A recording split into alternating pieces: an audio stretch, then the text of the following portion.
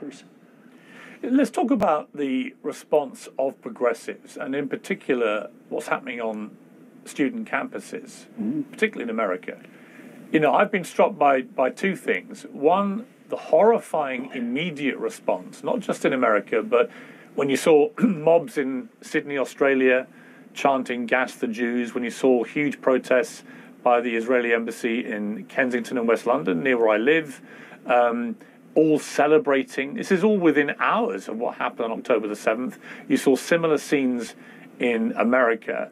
So the gut reaction of many young people appeared to be celebrating what had happened. And you even had there was a Cornell professor who was heard in public saying how exhilarated he was by what happened, and still hasn't been fired. And these are people who've driven this cancel culture for many years now, where if you use the wrong pronoun, they want you eradicated, fired, shamed, abused, and so on. But here, if you celebrate the actions of a terrorist organization and killing 1,500 people, you actually don't lose your job. Students who beamed pro-Hamas rhetoric onto the building at George Washington University, they haven't lost their places at that university. So even for the most heinous possible thing that you could do which might warrant cancellation, the people who've driven cancel culture spare themselves. Well, this shows you how shallow the oppressor narrative really is. Oppressed oppressor narrative really is. You know, George Orwell famously said that the typical middle-class socialist didn't love the poor, they just hated the rich.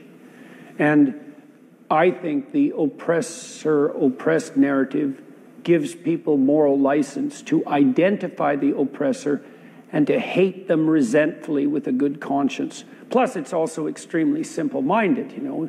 And this is one of the problems with what's being taught in universities, and even much more broadly than that now.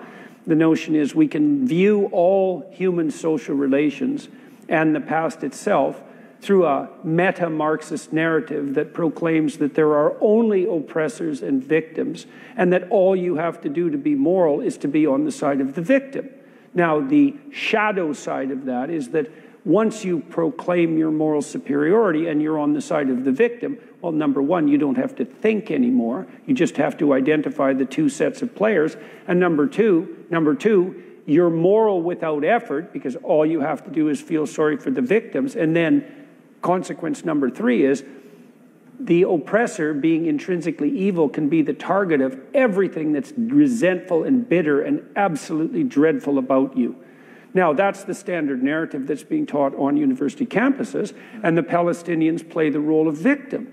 And so you can't argue against the Palestinian cause, let's say, if you were inclined to, without simultaneously having to face the weight of every single person who's adopted the oppressor-oppressed narrative, upending that. And there's no way the university, not in the state they're in now, there's no way that's going to fly.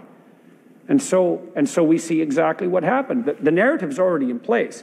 All oppressed people are innocent and virtuous victims. Well, so then when something like this happens and you see the Palestinian victims rise up against their evil Jewish overlords, then it's time for celebration.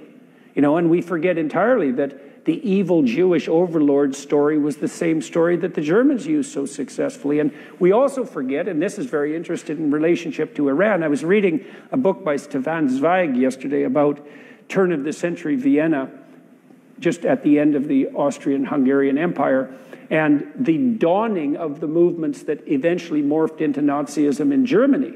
And one of the things Zweig pointed out was that, you know, if you're a corrupt, oppressing psychopath who's hell-bent on exploiting the population, and you want to deflect that, the Jews make a constant, positive, universal target, right? Because they tend to be disproportionately successful. And you can just say, well, you know, I'm not the oppressor here.